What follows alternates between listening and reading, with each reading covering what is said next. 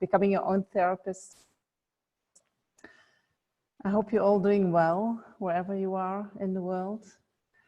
Thank you for joining again today. Looking into our own mind is not that easy.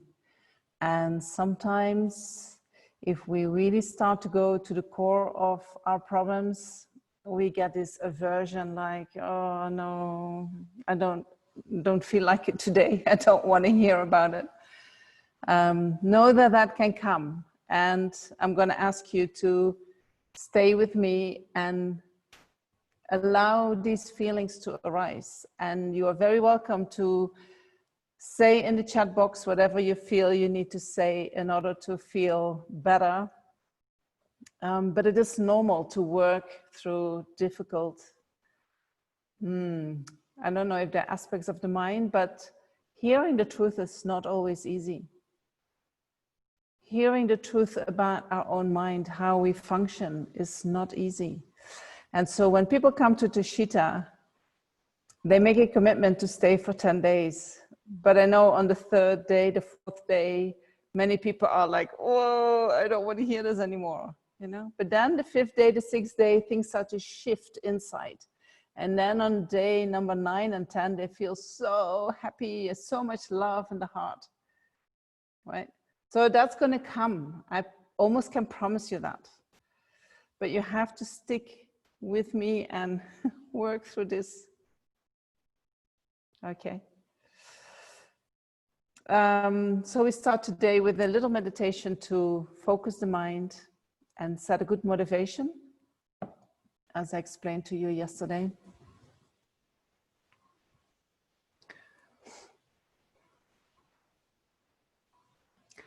So find a posture that is comfortable for you.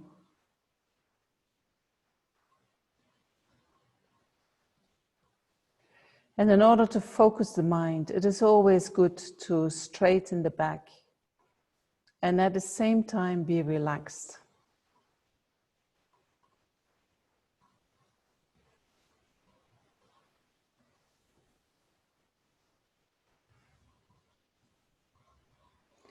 And then give yourself a little bit of time to let the mind settle down, to let the mind rest.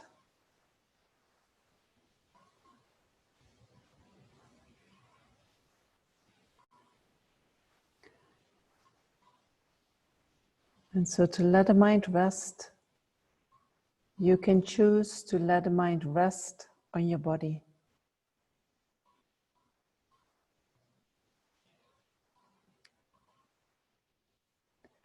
Or if you're familiar with meditation, you can also let your mind rest on your breath.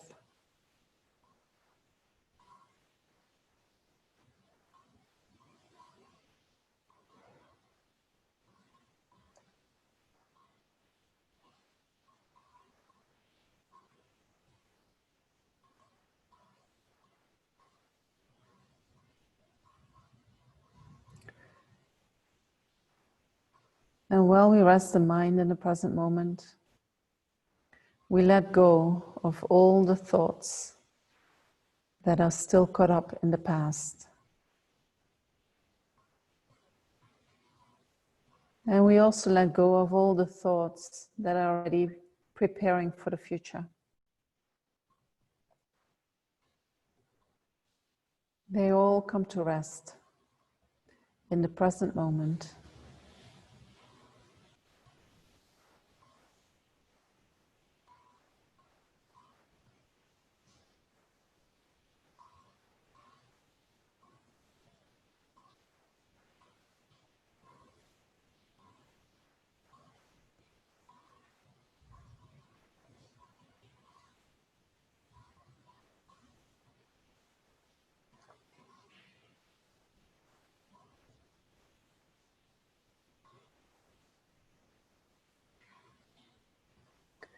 And then we set up a positive motivation for listening, reflecting, meditating today.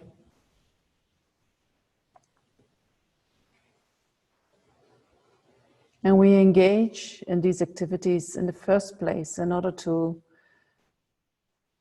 learn to know our own mind, in order to find ways of solving our problems that are more skillful than we have at the moment.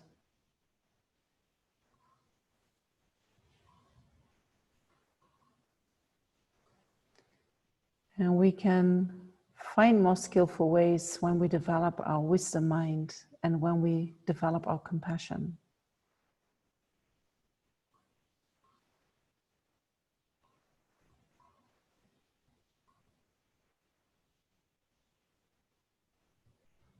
We all have a huge potential for wisdom and for compassion. We all have the potential to understand reality as it is. And we all have the potential to hold all sentient beings in our heart.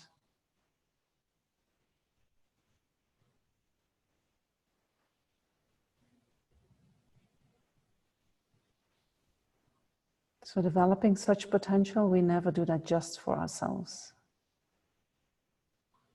Why would we hold all sentient beings in our heart just for ourselves? Yeah, we also do it because we recognize that the only reason why we have all these causes and conditions that we have at the moment is due to the kindness of so many sentient beings.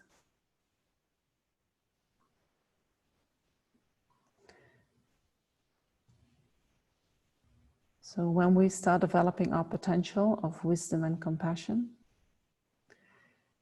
we do that not just for our own sake, but also because we recognize the kindness of others and we wish to repay that kindness by helping them to the best of our ability.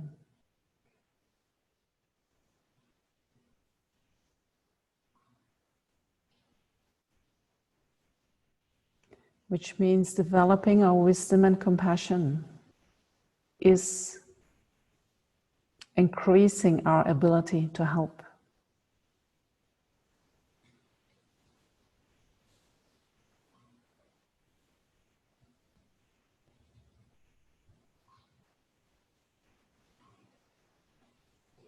So somehow include all sentient beings in your heart.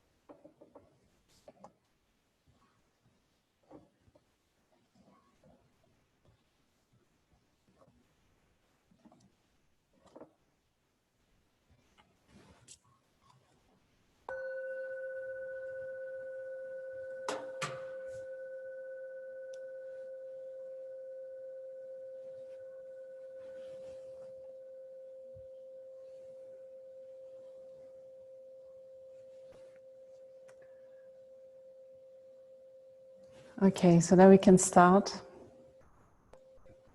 So yesterday we used the chat for your comments and your questions. And this afternoon I had a look at what you all had written, and I was very happy to see that so many of you had contributed to that. And I want to encourage you to keep doing that. You know, when questions come to your mind, feel free to ask them in the chat. And I will try to go back to them as much as I can. If I don't do it today, I will look at them somewhere tomorrow and then come back to them when it is a good time in the teachings. I do going to ask you to keep the questions with the topic and with the things that we're talking about, because I know that some of you have these questions that you have been wondering for such a long time, and you think, yes, this is my opportunity. I'm going to ask these questions, but they're not really related to the topic. So I cannot answer them in this course. The course is not long enough for that. But if you would like me to answer some of these questions, you know, the next course that I'm doing, there is a whole day, the last day, for the sponsors, where there is a lot of time to go into these kind of questions.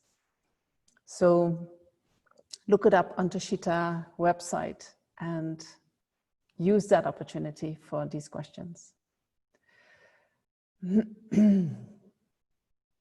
So what did we speak about yesterday? And I'll give a very short summary.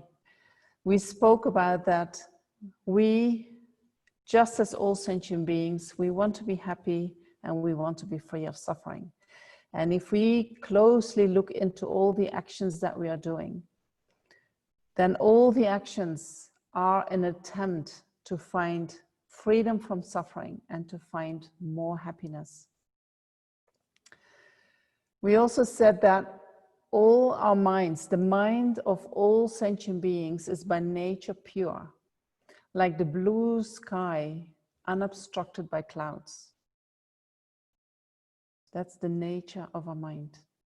That's the nature of the mind of an animal. That's the nature of the mind of the person who harmed you. That's the nature of the mind of the person that you love. Each and every mind is pure from the beginning, by nature pure. But in our current state, we have all kinds of disturbing emotions arising in the mind, especially when problems arise, right? And that can cloud the mind. It makes the mind unpeaceful, very busy. And sometimes you can be so in your problem that you think, I just want to get out of my mind. Just give me a break, right? Because sometimes thoughts, it seems that they're never going to stop. And I'm sure that you all have experienced that, and I'm sure that many of you have tools to deal with that. You know, maybe you go for a run, maybe you go in a hot bath, maybe you go to the sauna. I don't know. There are activities that we can do in order to distract the mind from that problem, from that busyness. But sometimes, as soon as that activity is gone, the next day the mind is busy again. So we all experience that at times. And so Buddhism, although it is a very ancient philosophy, it is still applicable today, because the workings of the mind, the way the mind works, has not changed over time. It's still exactly the same as 2,500 years ago. And so Buddhism is like a tool to make the mind more peaceful, to make the mind calm. When the mind is peaceful, there is a freedom from disturbing emotions. And when there is freedom from the disturbing emotions, there is a lot of joy and happiness in the mind. So Buddhism is very much focused on what we are experiencing right now. There is a huge philosophy that you can study, but that philosophy is only there as an instruction for practice. Right? And some people need a lot of instruction before they get it. You know, I had to do a lot of study. And some people need a little bit of instruction and they get it straight away. Right? So Buddhism accommodates each and every one of us. We all have different needs. So we also spoke about what is a person and what is the body and the mind, where are they coming from?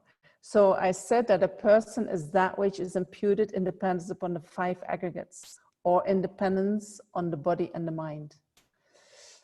Later today, I'm going to talk more about what it means, being imputed independence, right? So we hold that for a little bit. Talking about the main cause of the body and the main cause of the mind helps us to understand that the body and the mind are 2 different types of energy. The body is made out of matter, atoms, comes from mommy and daddy. And the mind is made out of, we say, consciousness, but it is not matter. Mind is like space. And in Buddhism, the definition of mind is that which is clear and knowing. Clear means like space, right? We can't see it, we can't touch it, it doesn't have any shape, no color, like space. And then within that space, all kinds of emotions and thoughts and beliefs arise. They arise in the mind. And although they arise in the mind, they are not in the nature of the mind. Just like the clouds arise in the blue sky, are not in the nature of the blue sky. So are all the disturbing emotions, the thoughts, the beliefs that arise in the mind, not in the nature of the mind. They're not the nature of the mind. They don't even touch the nature of the mind. So whatever arises in the mind doesn't exist inherently in the mind. If something would exist inherently in the mind, that would mean that a certain aspect of us would be always findable in the mind. And we know that the mind is always changing, right? Sometimes certain emotions or thoughts can stay for a long time in the mind, but then it changes, always. And some memories can come back and give you a similar feeling, and it might appear like you have a similar mind than before, but if you think about it, it is a different mind because it is a different point of time. And it is not exactly the same as before. It is always changing. So whatever arises in the mind is impermanent by nature.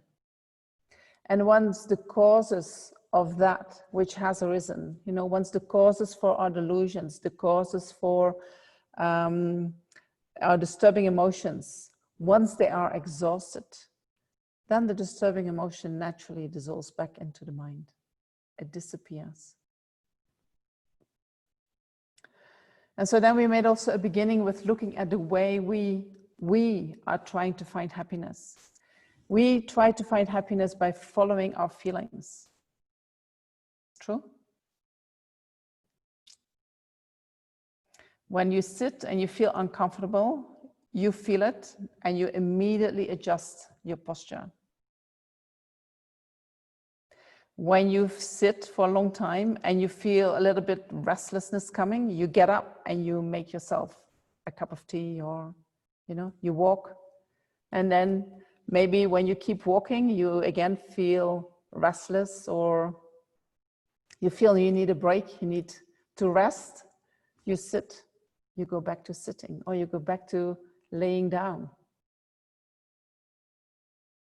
Right? We follow our feelings. The rational mind is not so much involved in that. We do that automatically. Right? Sometimes you can find yourself in places that you think, how did I get here? Yeah, I know that when I was still driving a car, often whole periods of time, I had no memory. It's like, oh, suddenly I'm already here. How did that happen? How did I drive the car without being really consciously present? Right? It happens automatically. Because we have trained our mind for such a long time in working with this mechanism, this tool, following our feelings. So when, in general, we can say when pleasant feelings arise in the mind, we crave for more. When unpleasant feelings arise in the mind, we crave to be free from that. And we crave to be free from that with our aversion. And so I use the word craving because craving is what really motivates us. And within Buddhist philosophy, we say we as human beings, but also the animals and also other beings that we cannot see, we are living in the desire realm. Desire, attachment is what brings us here. Attachment is what motivates us to take this body. And so attachment is what motivates us to find what we like and to be free from what we do not like.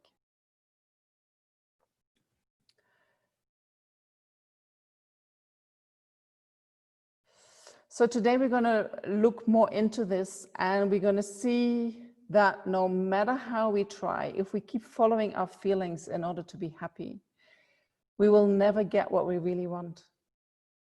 And we always will stay dissatisfied or maybe even suffer. So why is that?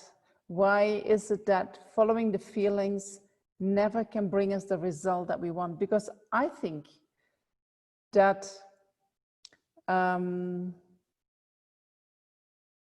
maybe we have to think about that. What kind of happiness are you looking for?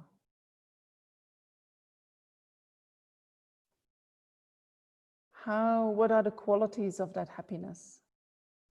Because somehow when we follow our feelings, we have an expectation of what is going to happen when we get that object, right? We think about, oh, I really would like to have a new house and, you know, with beautiful this and beautiful that. And once I have that, I'm going to feel like this and this and this. And then we work really hard, and we eventually maybe we are able to buy the house, and we have the house, and then it's like, you know, maybe for a little while we have a very blissful feeling, but then the problems are going to come. Or then the feeling changes. And we think, but I thought it was going to bring me peace. You know? So in general, if I ask this question in class, I see nobody reacting today. You can tell me what kind of happiness you want. When I ask that in class, people say, I want peaceful happiness. I want my mind to be peaceful. I want these disturbances to calm down. And so what we expect is when we engage in something, somehow we expect that that feeling is going to stay. And it never does.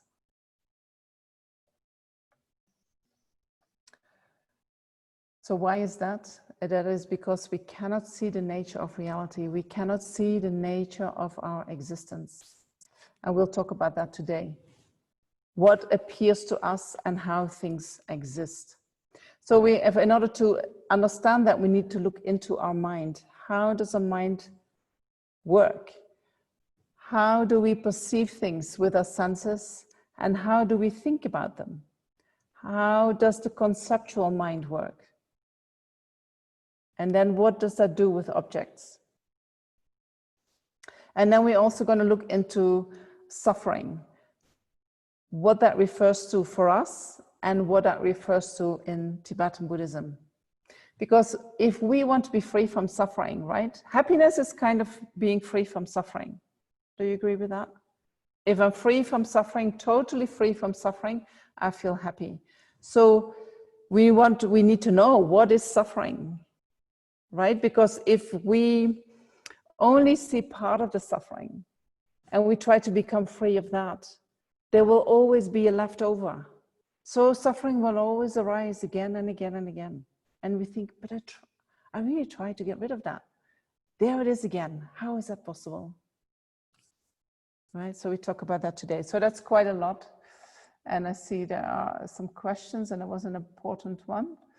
So somebody says, I cannot hear you. I'm going to think that might be a problem from your side. So there was a feeling, what is the difference between feeling and emotion? So feelings arise in every moment of consciousness. Every moment of mind, feeling arises. And then when pleasant feelings arise, we react. Pleasant feelings are followed by attachment that wants more of that. And when unpleasant feelings arise in the mind, then that is followed by aversion. I want less of that. I want to be separated from that. So the feeling arises, and in dependence on the feeling, we have a reaction, either attachment or aversion, or anything that comes from attachment and aversion. Attachment and aversion is a reaction, is a disturbing emotion. It disturbs the mind. The feeling in itself doesn't necessarily disturb the mind. It is our reaction that disturbs the mind. So that's a very important difference. Feelings, we say in Buddhism, are the result of previous actions. So if we have a lot of good karma, we experience a lot of good feelings, independence on the sense objects, independence on how we think. Many good feelings arise.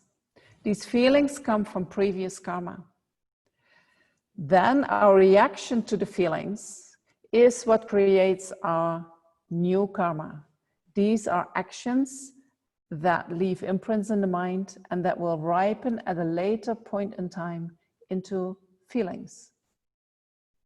So feelings and actions, they have a very strong connection with each other.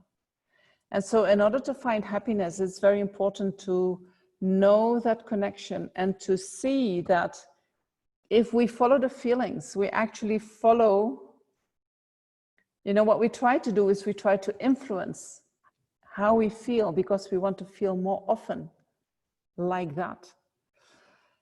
But what we are doing is we're actually creating the causes for getting the opposite of that. So I will come back to that later and explain that more.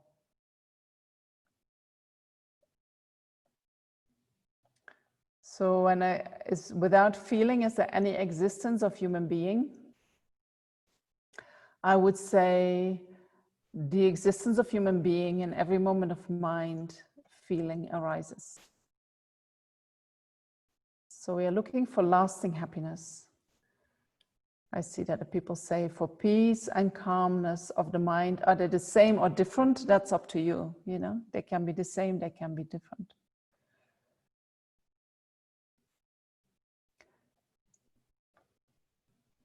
How do we know that we want lasting happiness when we don't know what it feels like? That's a good question.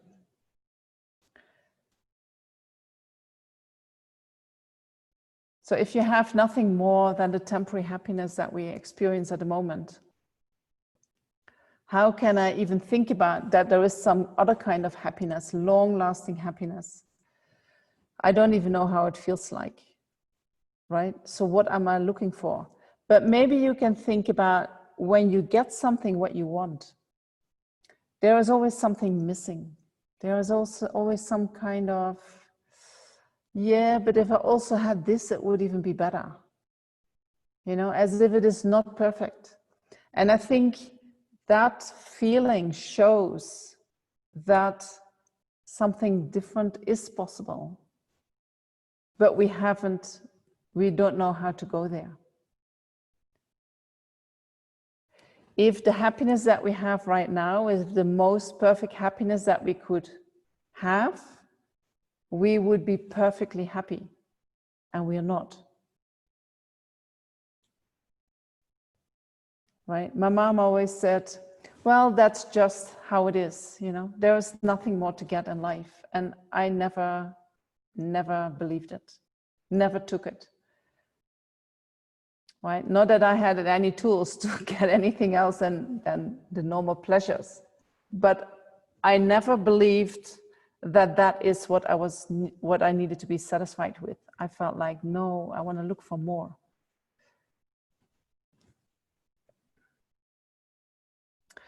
So yesterday I mentioned that all the problems are coming from the mind, right? And some people, they might get shocked and think, is that really true? Right? Or were you aware of that your problems are coming from the mind? Sometimes we have big problems and we might think, well, if this person would just behave a little bit differently, I wouldn't have all these problems. Or if this person hadn't done that to me, I would not feel all these horrible things at the moment in myself. I would not feel so hurt. I would not feel that my mind is so clouded. I would feel, light and happy. Or maybe you feel that, oh, if this person would behave a little bit differently, then everything would be perfect. You ever think like that? That shows that maybe when you think about it, you can think, yeah, it's coming from my mind. But the way we react, often we blame the situation, somebody else for how we feel. So Buddhism is really about taking our own responsibility, saying whatever I feel and how I react to things is my responsibility.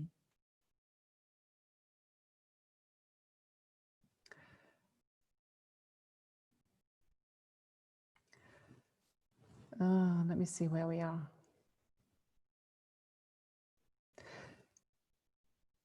So at the moment, the way we function, the way we find happiness is by grasping at the sense world, right? We make contact with objects, whether these are visual objects or things that we can hear or smell or taste or touch, or objects that we think about. We try to find happiness by engaging with these objects, with making contact with the objects. And we try to be free of these objects that give us unpleasant feelings or that are the condition for unpleasant feelings to arise in the mind. And so at the moment we are quite in a life that we have choice, you know, we can have this sense of independence of I decide what I like and what I don't like. I decide what I have and what I don't have. I decide what I'm going to buy and what I'm not going to buy, whom I'm with or whom I'm choose not to be with, right? And so if we are really able to fulfill our own needs and stay away from things that upset our mind, we might have the feeling we're quite in control over our life, right? And then that control over our life, it gives us the idea that I am making the decision. I have the freedom to do so. I am free to choose whatever I want. Have you ever had that feeling? And Buddhism says, but in actuality, you know, you're not free at all. It is your attachment and your aversion that is in charge. If you don't like something and you move away, that's your aversion that is doing that. You have been doing that for lifetimes, you know. It's just this lifetime you have more conditions that you do not have to sit with the things that you don't like.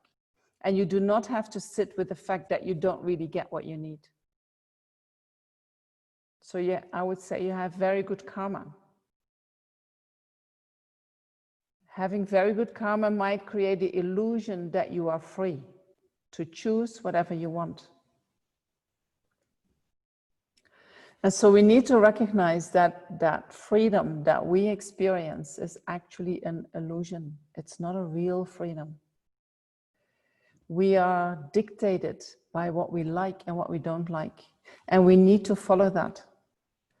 And we can check that, you know, if something happens, if you have a life like this and you are quite in control and you feel that you're very free to do whatever you want, and something small happens which is not in accordance with your wishes, how do you react? Do you react with saying, okay, you know, things can happen like that? Or do you react by saying, you know, changing into a little, you know, throwing a tantrum like a 2-year-old child? Which one do you do?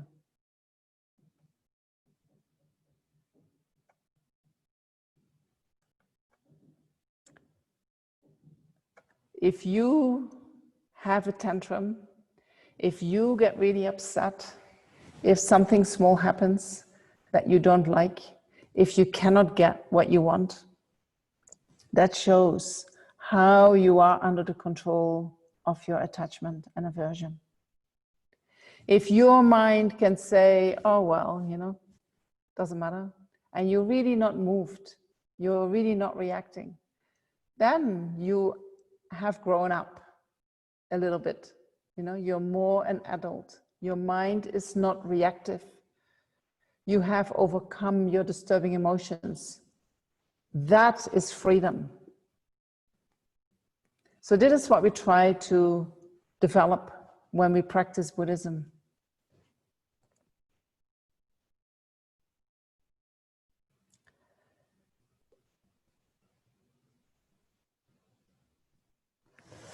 So if we look into what we grasp at, you know, we can think, well, I follow the things that I like, you know, so the things that I like to eat, that like to smell, like to wear, I make sure that I have all that. But what is the mind, what keeps the mind busy? You know, and if you really look into what keeps the mind busy, we are grasping a lot at merely imaginary images that arise in the mind. For instance, how much time is your mind busy with things that have happened in the past? You're thinking about it, you're ruminating, you go over it again and again, and you think, why did he do that? Why did that happen to me? Why didn't I? Why? All these questions. And I think what we're trying to do is sometimes we try to change what happened. We don't like it, we have difficulty accepting what happened. And somehow the mind goes over and over in order to change it. That has nothing to do with our reality. Our reality is right here in the present moment. The past already has happened, finished. And we're still trying to change it, but it has finished. You cannot change it. But I still want to try, but you cannot. You know, so this is what the mind, a lot of energy is taken into that. Especially if you have experienced a lot of things that you do not like in your life. You know, if you had a difficult upbringing, it can take a lot of your energy going over and over and again in order to deal with the disturbing emotions that arise in dependence upon your experience. And then a lot of time we can also be in the future, you know, that non-existent future. The future is that what has not arrived yet. And we are thinking how we somehow can control what is going to happen in the future. Total fantasy. Nothing of what we think is true. Nothing of what we think has anything to do with our reality. And if you look back, you know, if you have the tendency to think about the future, and then you prepare like that, and then the things happen, how often do the things happen in the way you had envisioned them? How often? Hardly ever, no? Or never. Things always work out in a different way. But what we do when we engage in all these images, you know, either from the past or from the future, our energy is not in the present moment. And where can we develop our wisdom? Where can we develop our compassion? When we connect with the present moment.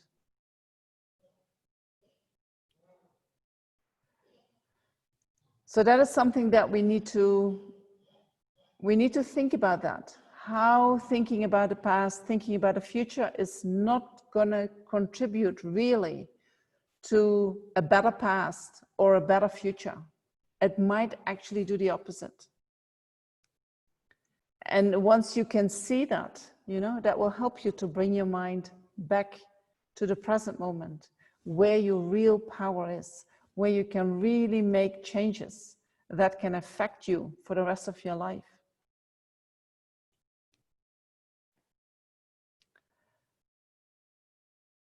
So another way that we are busy with images that are happening in the mind, you know, totally imagining things.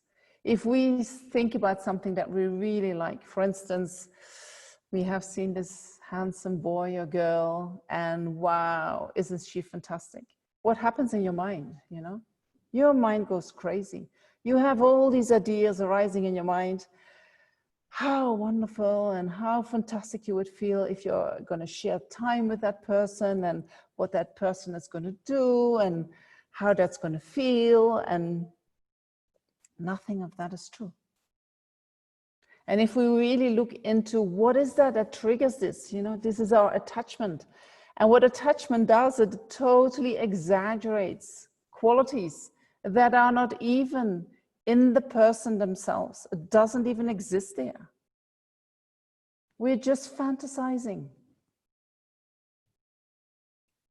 But it feels so great, right? But it has no truth in it at all.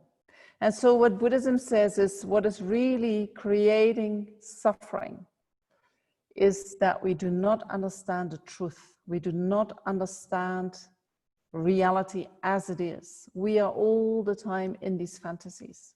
So we first have to bring the mind home, you know, to the here and now.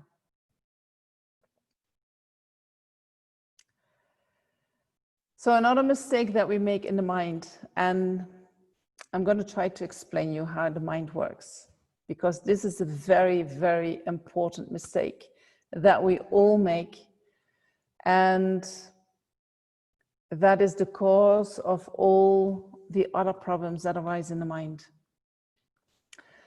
So we have these images arising in the mind, right? We like somebody really a lot, and then this feeling comes and this idea about the person.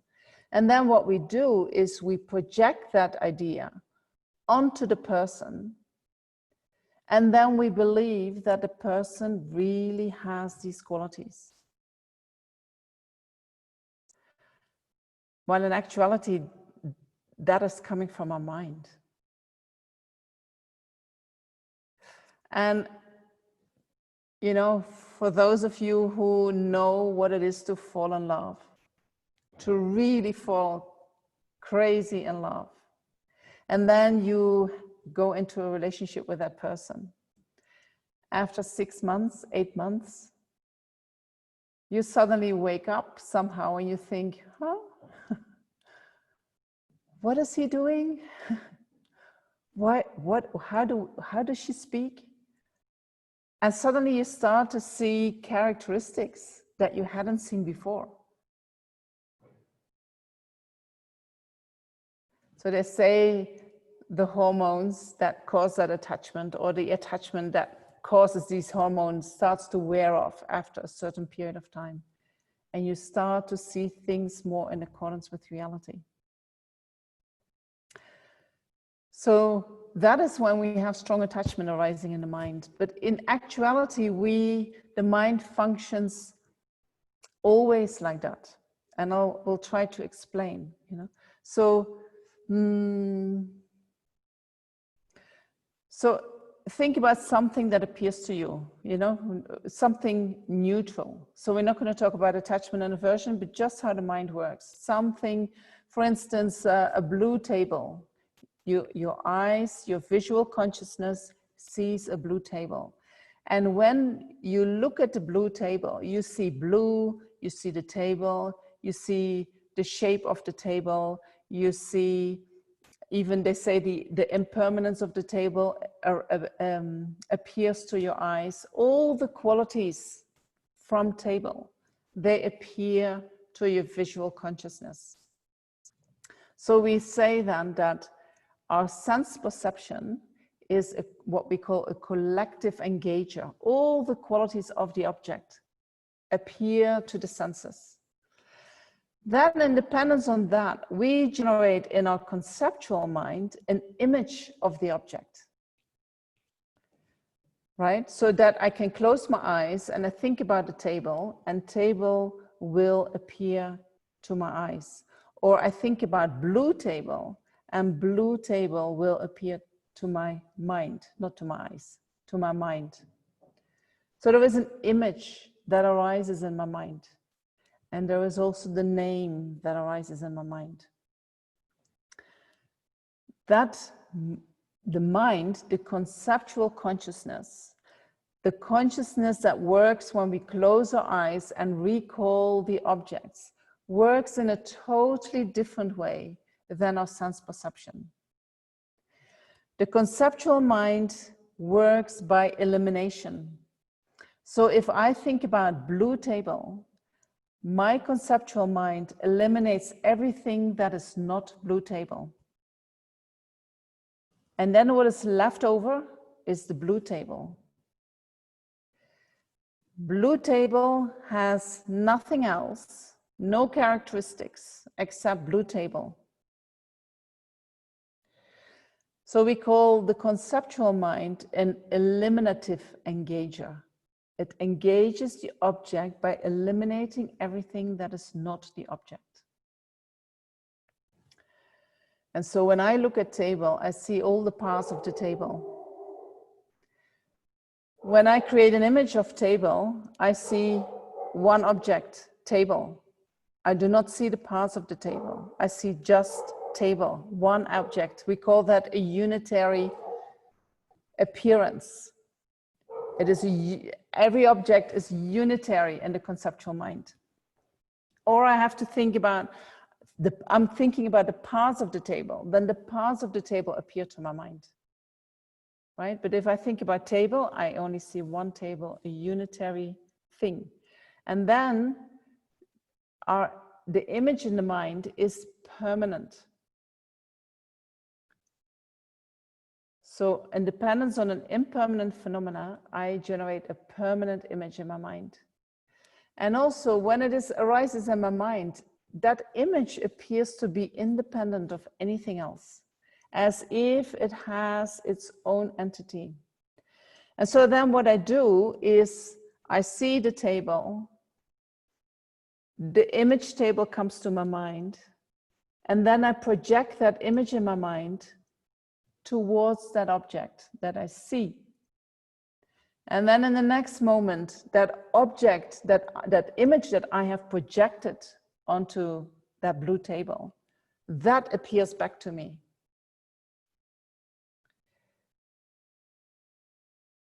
And then what I do, what I think, what I believe is that that image from my mind and the table outside, as if they are the same thing.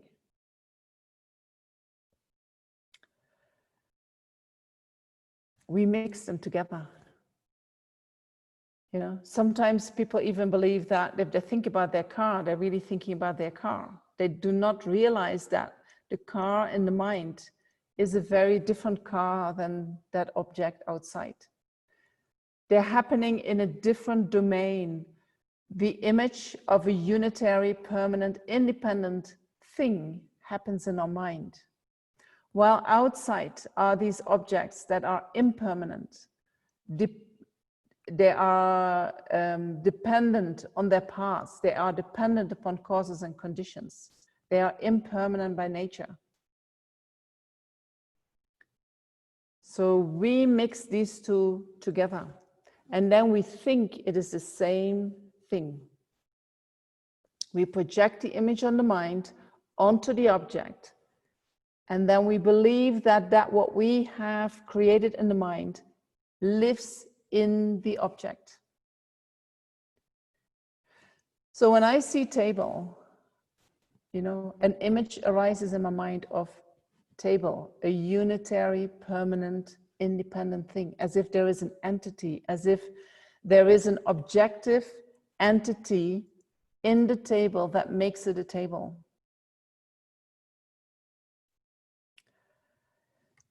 If that entity would be really in the table, I should be able to find it when I look within the parts of the table.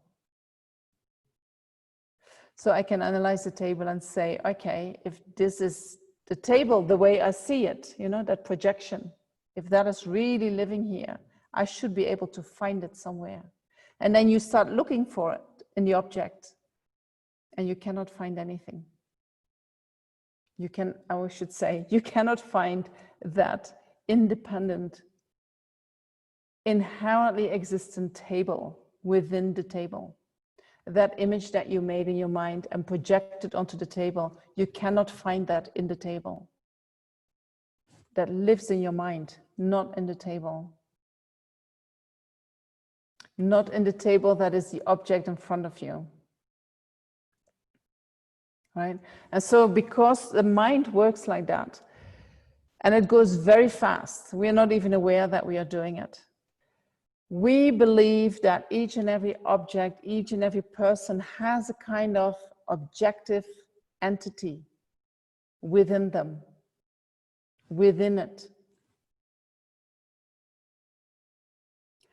And that is called, we believe that something exists inherently as being that. You know, I believe that the table exists inherently as a table. I somehow forget that the table arises from causes and conditions. You know, that I need wood, that I need a carpenter, that I need, before the wood became wood to make a table, it was a tree. And before it was a tree, it was a seed. I forget all that. I just have this one image of table, this entity table.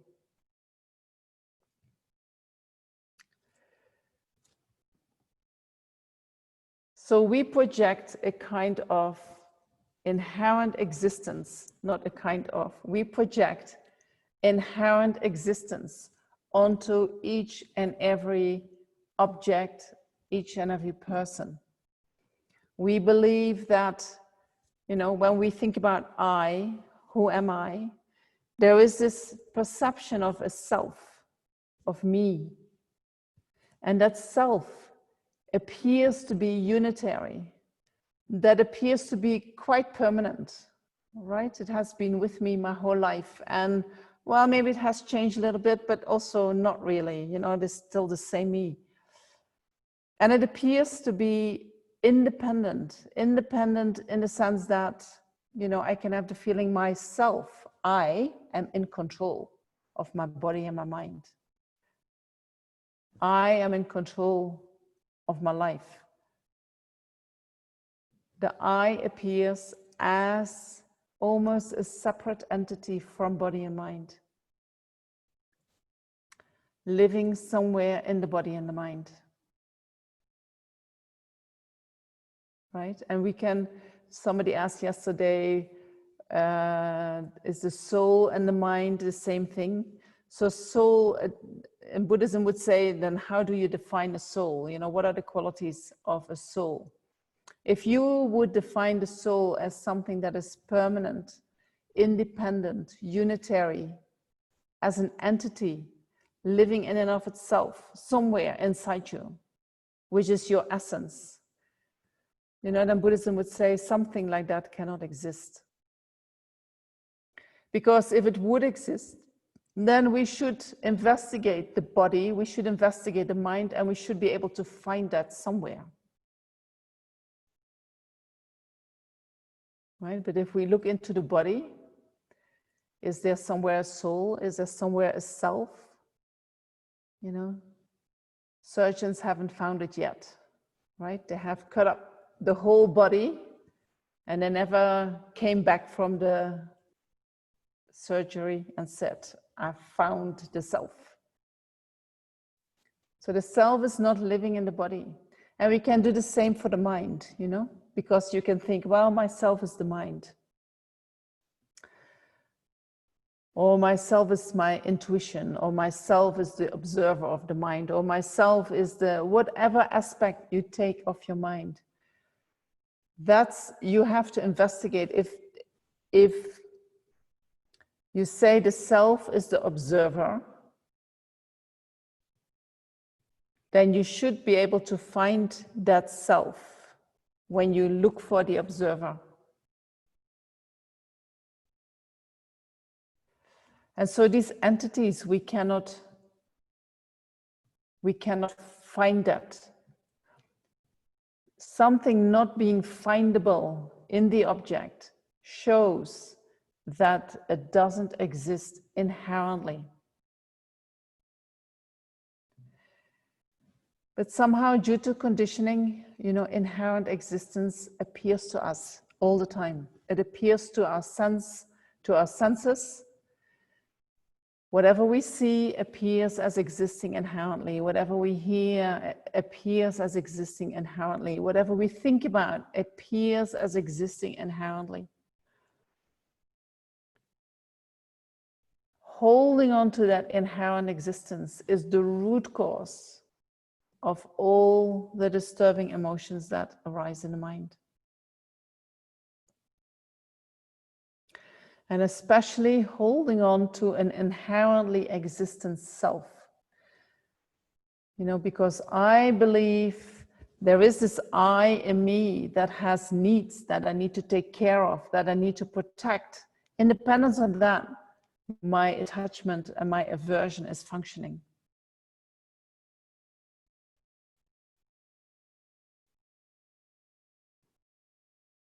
True.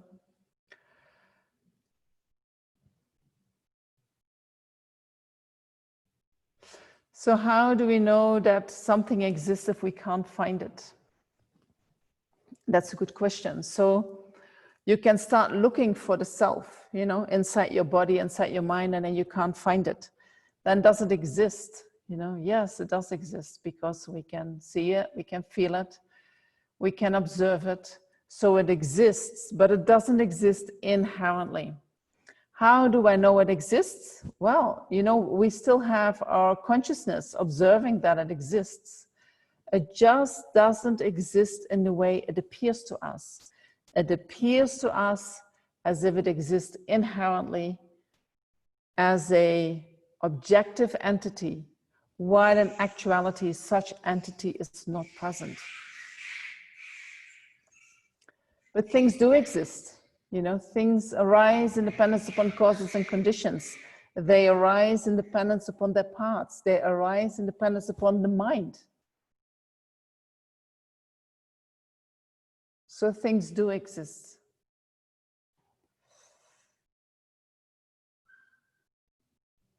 Just not so concrete and solid as we believe they are.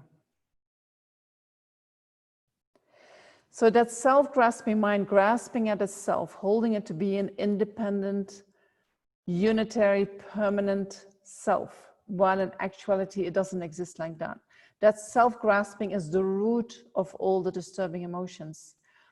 And also in dependence upon that self-grasping, the self-cherishing mind arises, that we have the feeling, my happiness is more important than your happiness. I am more important than you. You know, my feelings, they are more important than your feelings. My suffering is bigger than your suffering.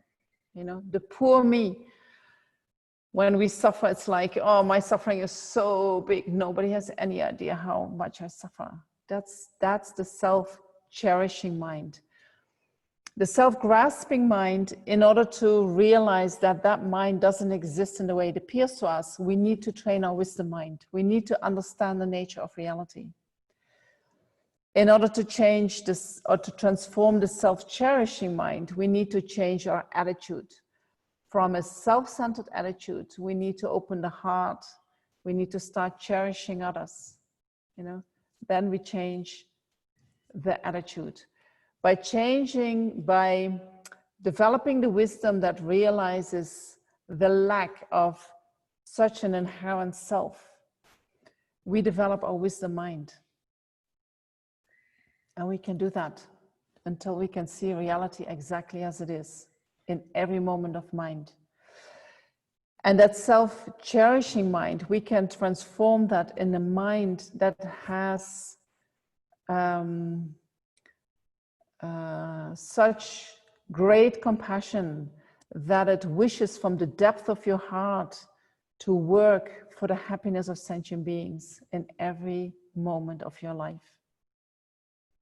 So what is now not working for us, we can transform that. Right? So that is what Buddhism does, working on these two aspects. The wisdom aspect and the compassion aspect.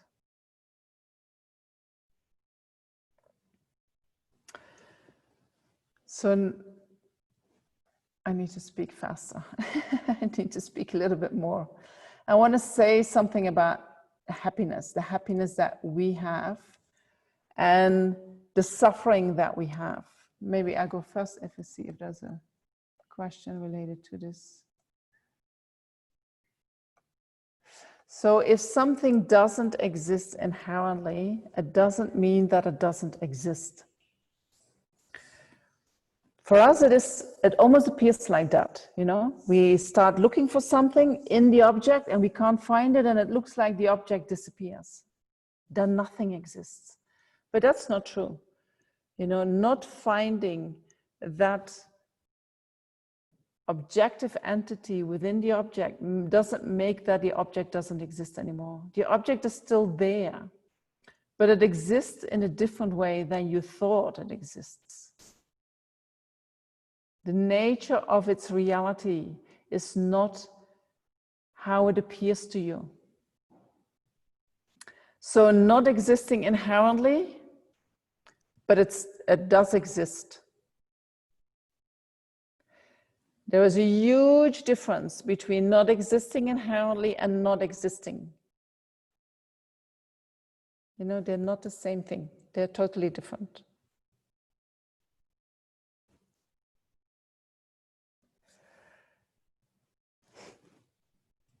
And so the view of emptiness, so what if these teachings don't exist in the way they are presented?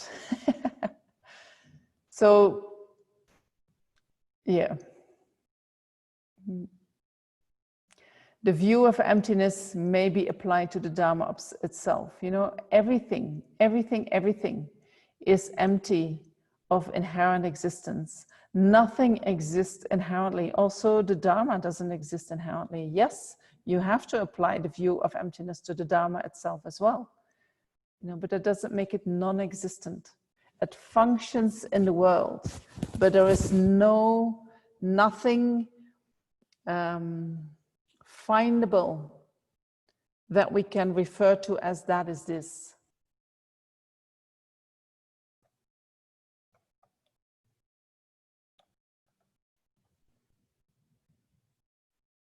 All right.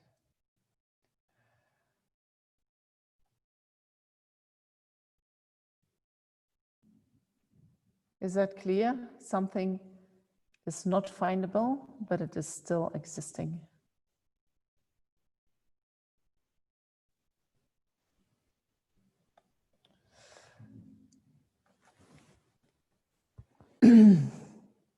Then I say a little bit about happiness and suffering. So what is the happiness that we know? What is the happiness that we experience in life? You know, it is the pleasure that we experience in dependence on having contact with the 6 sense objects. Good food, beautiful colors and shapes, nice sounds, pleasant company. You know, that is the happiness that we know. So as soon as happiness, as soon as pleasant feelings arise in the mind, attachment is there, trying to hold on to the feelings, craving for more. So when are we happy? When do we experience pleasant feelings? When we get what we want. Right? When we get what we want, we're happy. So this happiness is the happiness which is called pleasure. Pleasure is a specific quality of happiness. Pleasure is short-term, is not stable, is dissatisfactory by nature in the sense that, you know, even if you have something very good, still something is missing. Or once you have experienced it, very soon you want to have more. And so that is also a quality of that pleasure, that it doesn't last.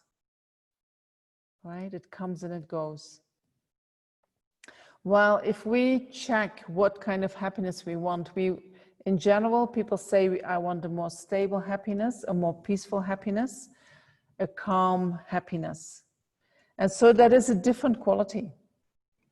And in order to achieve that, to attain that kind of happiness, we need to do something different than what we have been doing so far. So before we go there, how we can find that happiness with the qualities of being peaceful and being stable, we need to, I'm going to say that happiness is going to come when we are free from suffering.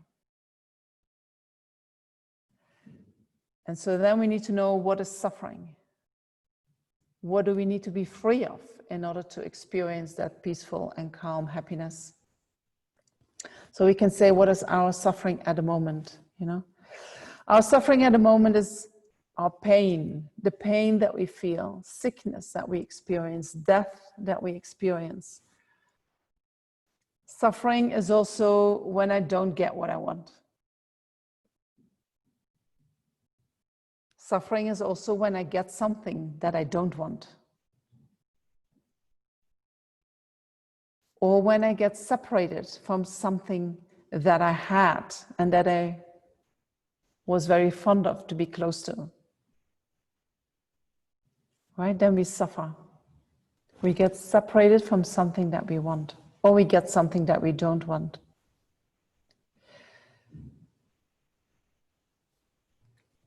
So our tools for finding happiness and being free from suffering is when pleasant feelings arise, we follow these pleasant feelings with attachment. Attachment arises naturally in the mind.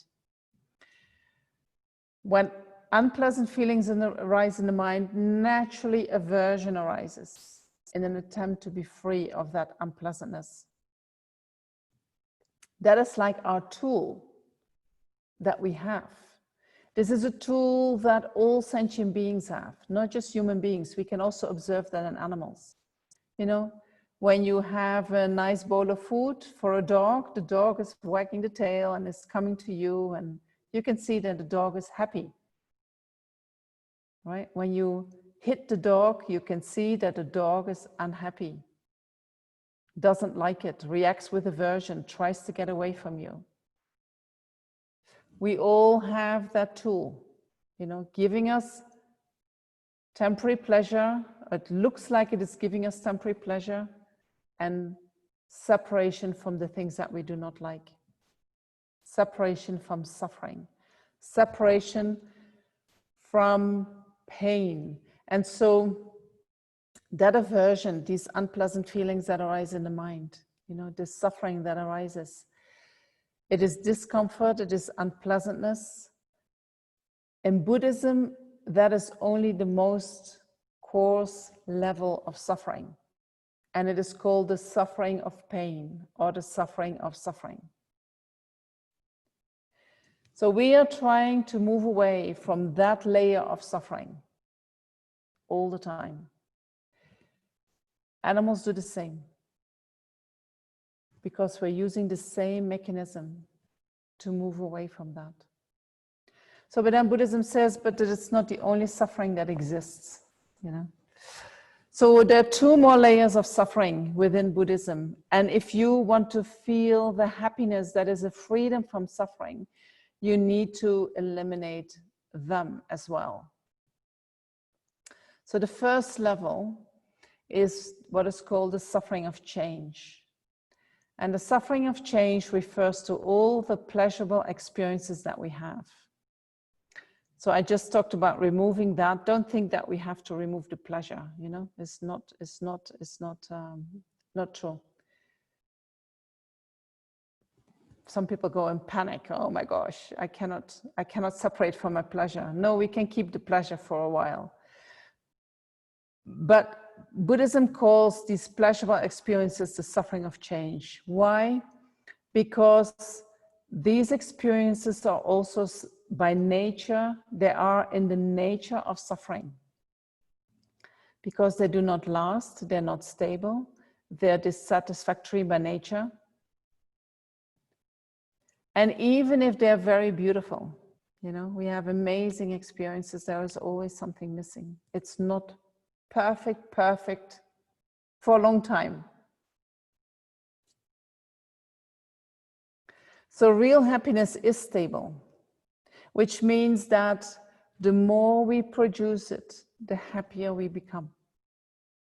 And we cannot say that from the pleasures that we have, right? If I think about the pleasure of eating chocolates, if that would be real pleasure, then the more chocolate I eat, the more happy I should become. And we all know that that is not true. There is this point that you think, whoa, I think I took a little bit too much. And then we suffer, right? So if we can engaging in any pleasure that we know in the world, and I want you to think about that tonight, or you know, in the coming 24 hours, any pleasure that you know, think about it. What if I keep doing that activity? And you will find that there is always a point that you think, I'm gonna suffer. When I keep engaging in the activity that makes me feel good, eventually I'm gonna suffer.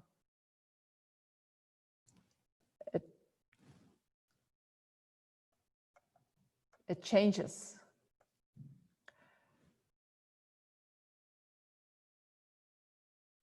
So what is pleasure? What is the pleasure that we experience?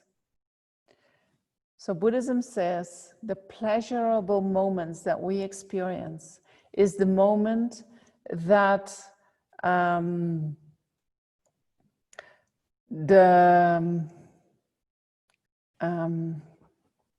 to say that? Is the moment that one suffering is finished and the next suffering is about to start. That moment we say is pleasure.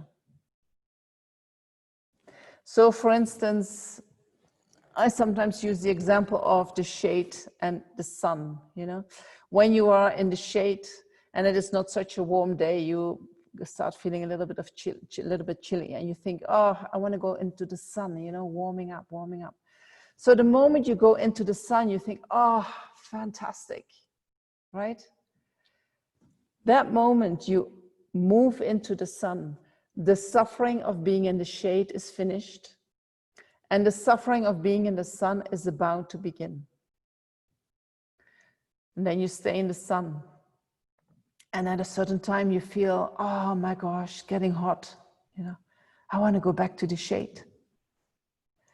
The moment you enter into the shade, you get into the shade, you think, oh, this is so nice, right? The suffering of being in the sun is finished, and the suffering of being in the shade is about to start. That moment we call pleasure.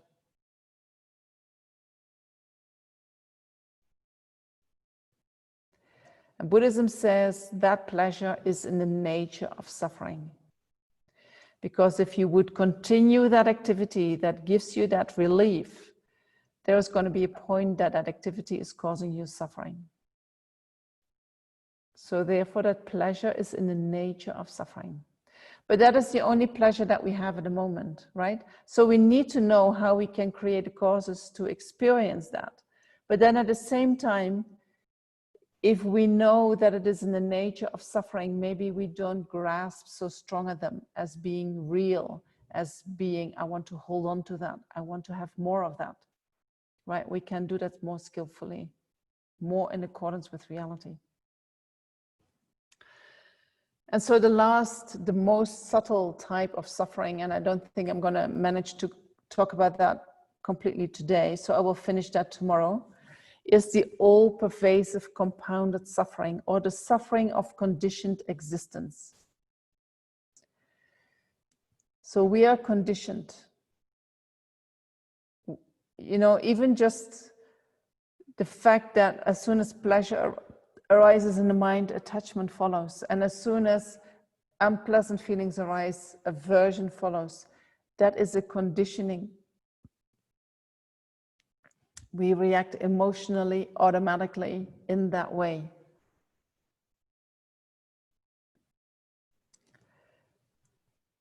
Conditioned existence comes about independence on that self-grasping mind. And because we are conditioned to react in certain ways, you know, we keep repeating the same thing over and over again. And if some of you have done some internal work, I'm sure you know that there are certain issues in your life that come back again and again and again. You're programmed in a certain way that is causing you suffering, but you haven't been able to figure it out in a way that you have completely eliminated from your mind. And you see, I did it again. I did it again. How did it happen? Right? That's conditioned existence. So tomorrow I will explain a little bit more about what that means, and then from there we're going to talk about the delusions and how attachment and aversion motivates us to engage in activities all the time, you know. And so what I'm trying to do is I'm trying to do this as clear as I can. Idea about what is actually going on in our mind. What is the problem? How come that problems arise? What are the problems? And where do we make a mistake? Because we do make a mistake. We have tried so many times and we haven't been able to figure it out. Where do we make the mistake? You know, so holding on to inherent existence is the main mistake that we make. And in dependence on that, all the other problems come about. So tomorrow we're going to look more into that self-grasping mind, into that root of cyclic existence and conditioned existence, and then into the delusions themselves.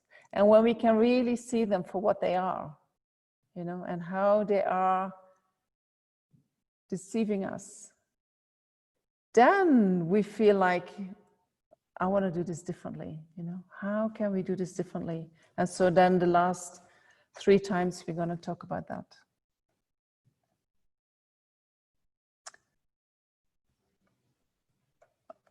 There was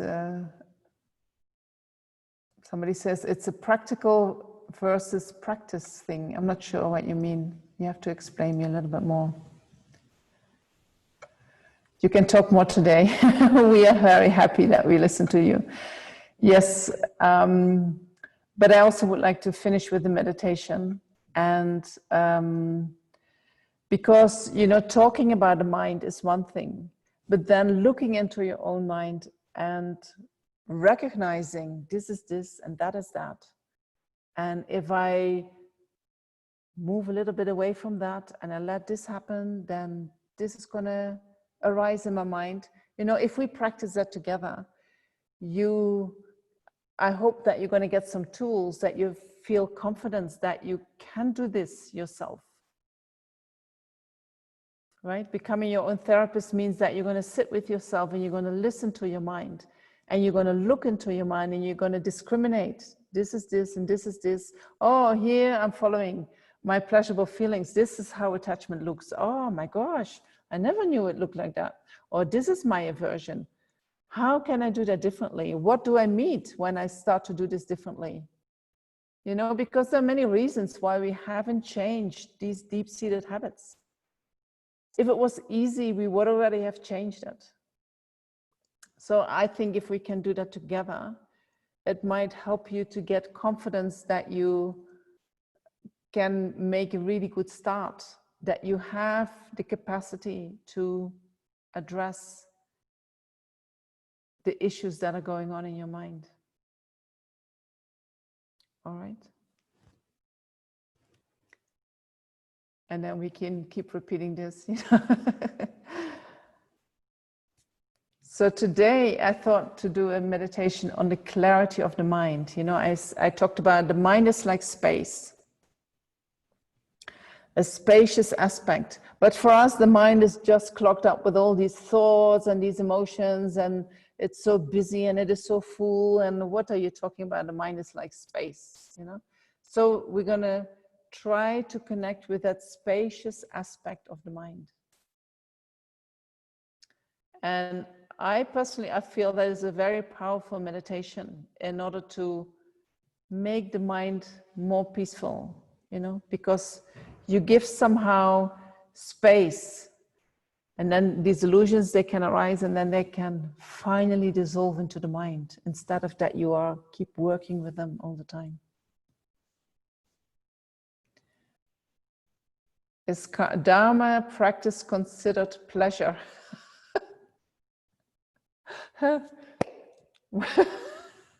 One day somebody said, a monk, he said, practicing Dharma is like cutting yourself with a knife without anesthetics.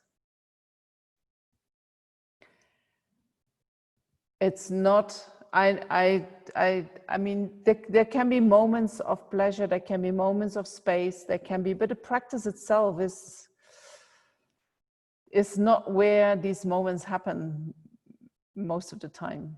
You know, it's hard work. We are conditioned in a certain way that feels so comfortable, that looks so true, and we have to say goodbye to that. You know, it's not, in that sense, it's not pleasurable. But the results of doing your practice, you know, there you can find a freedom of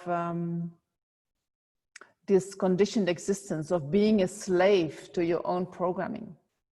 That freedom is, it's not pleasure, but it is freedom. I don't know how to say that differently. You know, it's pleasurable, but it's not the same as pleasure. Okay? Don't ask me if you can ask a question that has been on your mind for 45 minutes. You can ask at any time, any question you want. And I'm going to look at them again, you know, and then tomorrow I will come back to what fits in the teaching from tomorrow. Okay? Is it okay if I stop now and go to the meditation? So I know that some of you feel that, you know, I don't know if you do not want to do the meditation, or that you don't have time to do the meditation and you want to do it later. But I would encourage you not to just, you know, listen to the teachings and then that's it. The real change happens by practice, and meditation is a tool for practice. And so if you even don't have time to do it now, try to do it later. Try to do it on your own if you prefer that, you know, whatever works for you. But try not to just listen to the teachings and then forget to put it into practice, because then you really miss, I think, a big opportunity that you have. Okay. So then we settle the mind. We give ourselves a little bit of time to relax the mind.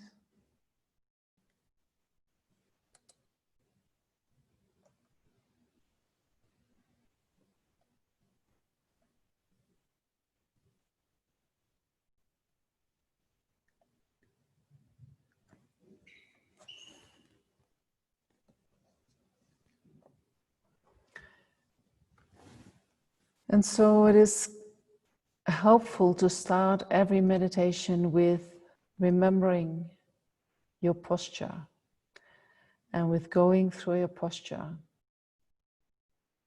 making sure that you sit in a comfortable position, that your back is straight, that your right hand is on top of the left, the thumbs slightly touching each other.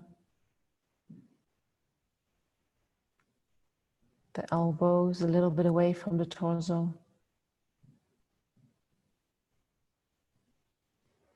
Your head is a little bit bent forward.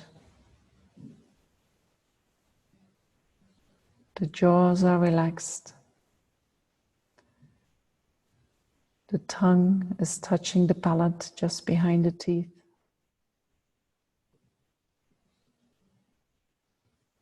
And your eyes are closed, but allow a little bit of light to come in.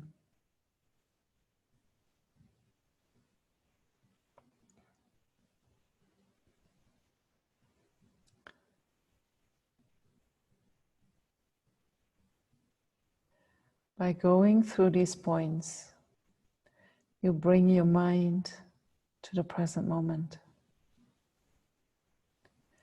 Because your body is always in the present moment.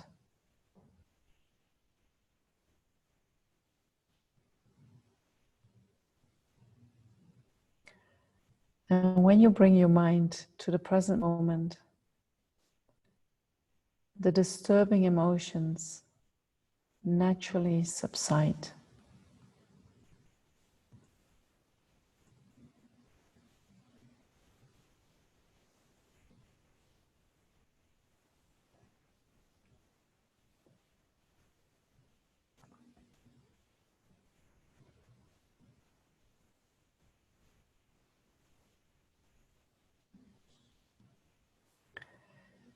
So during the meditation, you let your mind rest on your body. If you prefer, you can also let it rest on your breath.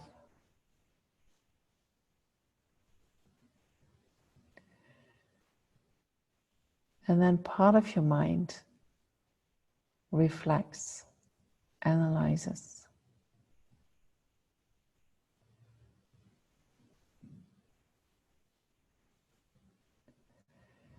And when you start doing that, it can be that you lose connection with your body. So if that happens, you just go back to your body, reconnect with the present moment, and then you try to analyze again.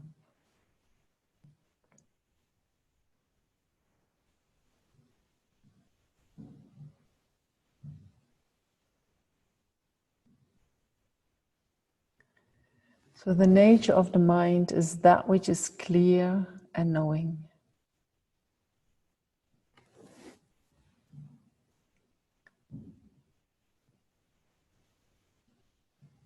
The nature of the mind is clear means the mind is like space.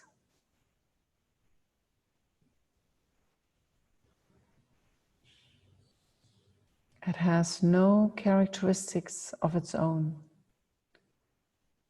It has no color, no shape. We can't touch it.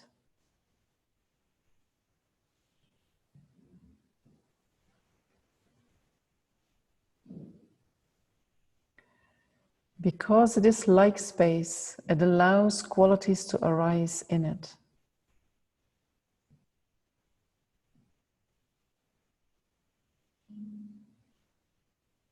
These qualities can be positive, such as love, compassion, or they can be negative, such as our disturbing emotions.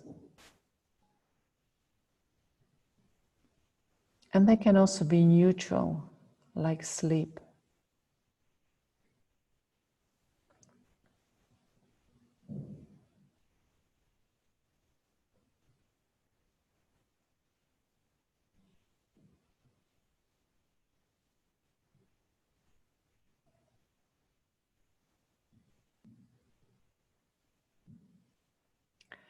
The nature of the mind is that which is clear and knowing.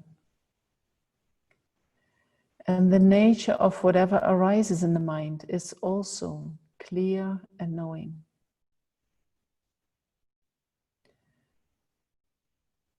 So the nature of our wisdom mind is clear and knowing.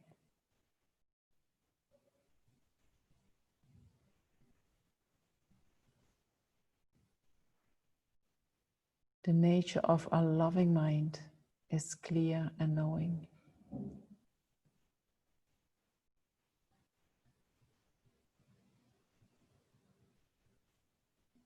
And also the nature of our deluded mind is clear and knowing.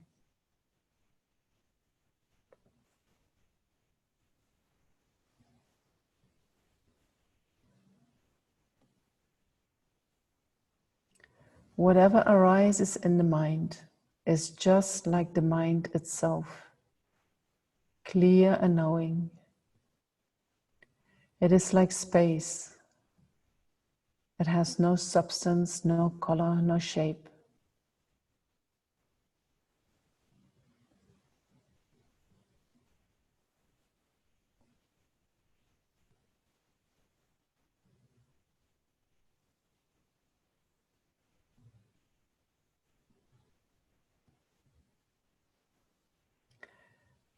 Although whatever arises in the mind has the same nature of the mind, it is not the mind itself.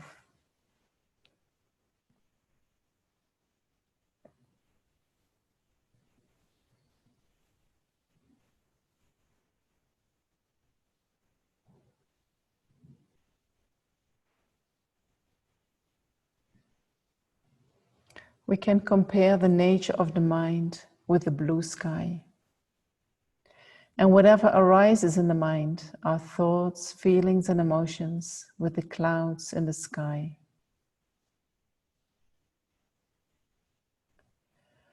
Although the clouds appear in the sky, they are not the sky itself.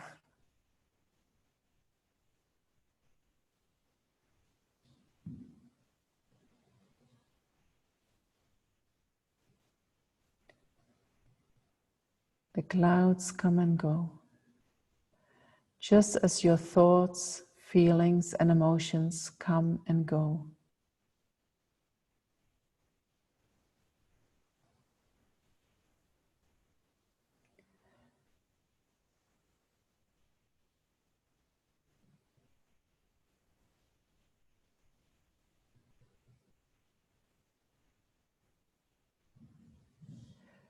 Normally, we are mainly focused on what arises in the mind, as if we are only focusing on the clouds in the sky.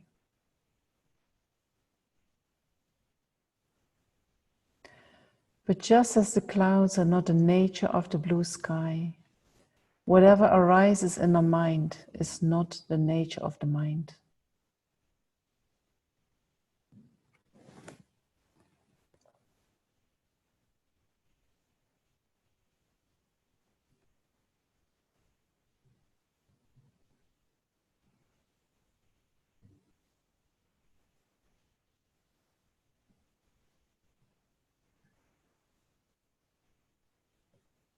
Sometimes the sky is full of clouds, so much that we can't see the blue sky anymore.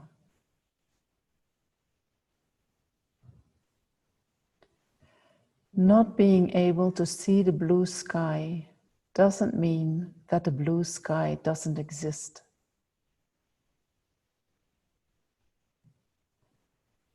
The blue sky is always there.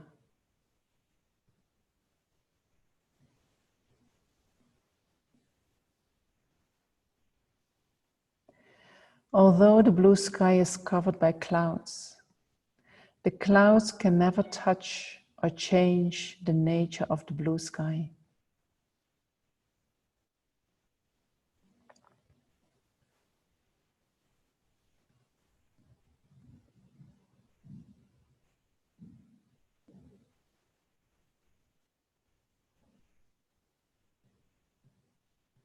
In the same way, sometimes our mind is overwhelmed with delusions and we can't remember our true nature.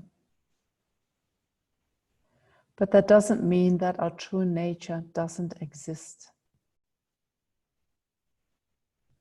Our true nature is always there.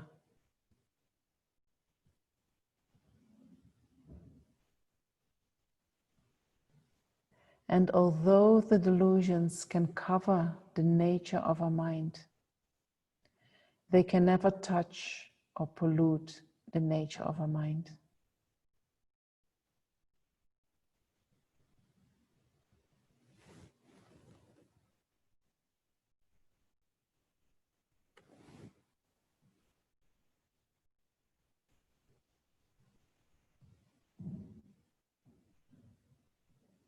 Imagine being on the top of a mountain and staring at the sky that is completely clear and free of clouds.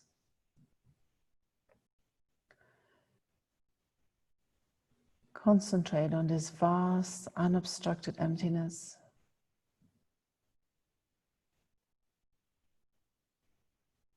Imagine that it flows down and embraces you and your surroundings. Everything becomes empty like space.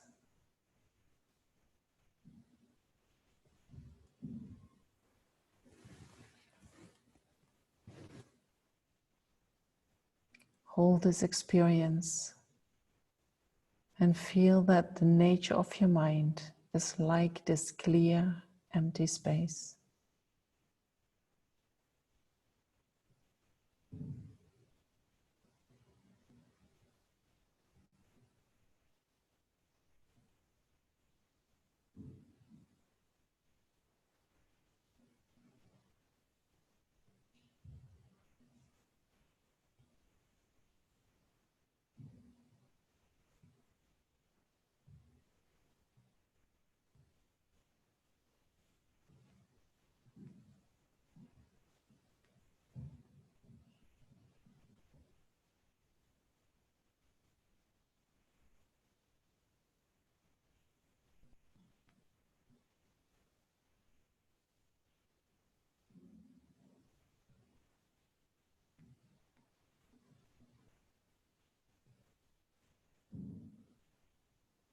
Your mind is vast.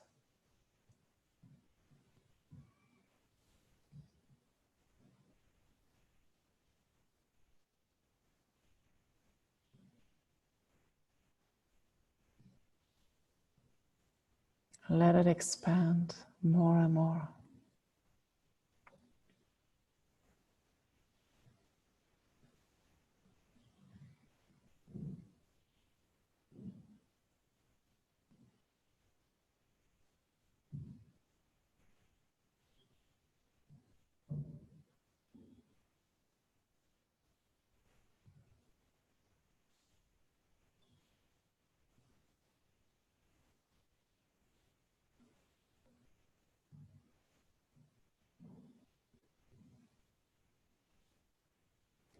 This spacious aspect of the mind is always there.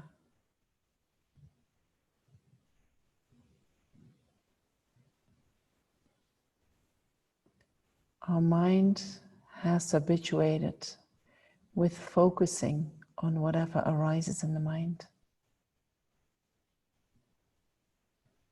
And we never look at that space.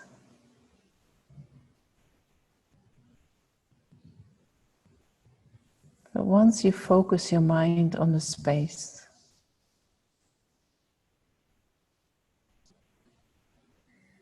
it can seem that all these things that were bothering you, they naturally disappear. They don't matter. They become small, unimportant.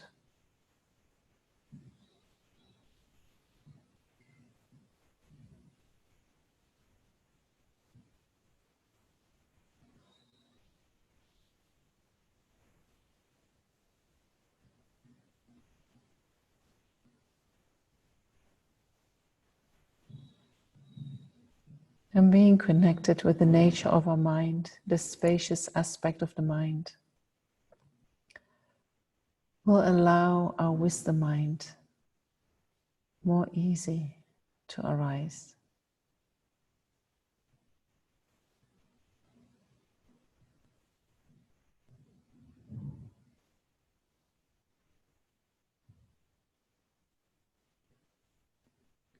That will help us to soften the mind.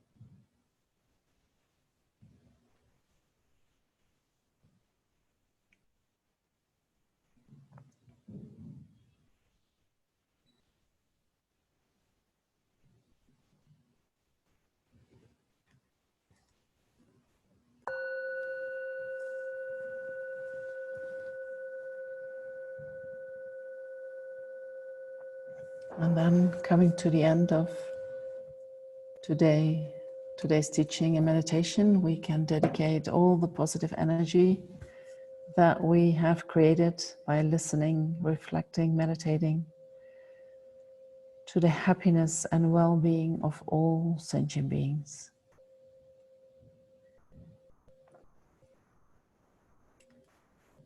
Thank you very much for being here. I hope to see you all tomorrow, same time, 5 o'clock Indian time. And then we're going to go deeper into conditioned existence and into the delusions, seeing them for what they are.